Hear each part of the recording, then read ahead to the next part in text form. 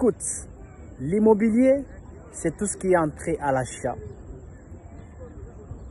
vente et revente. Tous ces processus, c'est ça qui résume l'immobilier. Et lorsqu'on veut entrer dans l'immobilier, il n'y a pas de barrière. L'accès est presque à tout le monde.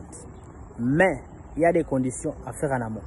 Vous devez faire maintenant un choix dans quel jeu que vous allez jouer.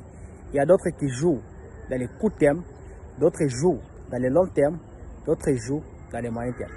Vous aussi, lorsque vous voulez vous intéresser de ces domaines, dites-vous de façon consciente dans quel jeu je voulais jouer. Je voulais commencer à acheter aujourd'hui, revendre demain, soit je voulais commencer à acheter aujourd'hui, revendre après 2 ans, 3 ans, 4 ans, 5 ans. C'est à vous de faire un choix. Parce qu'on ne se lance jamais dans l'immobilier de façon désordonnée tant qu'on ne comprend même pas ce qu'on est en train de chercher. Les gens qui gagnent beaucoup d'argent dans l'immobilier, ce sont les gens qui comprennent ce qu'ils sont venus chercher et comment est-ce qu'ils vont progresser pour y arriver. Donc c'est à vous aussi de faire un choix après avoir suivi cette vidéo dans quel système que je vais évoluer. Quelques mois dans mon cas, j'achète des terrains et je vais commencer à revendre à un moment donné. Pour tout ce qui est comme construction, c'est en 2025 dont je pourrais m'intéresser. Donc vous aussi, vous devez avoir un positionnement clair, un plan d'action, un business model que je vais vous parler dans mes différentes formations qui vont arriver pour que vous puissiez comprendre comment monter un business model économique, un business model très pratique qui pourront vous aider à savoir étape par étape lorsque vous pourrez investir. Aujourd'hui, le nombre, plusieurs personnes qui se sont intéressées de ce domaine de l'immobilier, beaucoup aujourd'hui ils sont déçus après avoir été arnaqués parce qu'ils se sont lancés dans l'immobilier sans information. Les seuls conseils en tant que professionnel ou expert dans le domaine de l'immobilier que je peux vous donner, c'est de vous former avant de décider d'investir dans l'immobilier.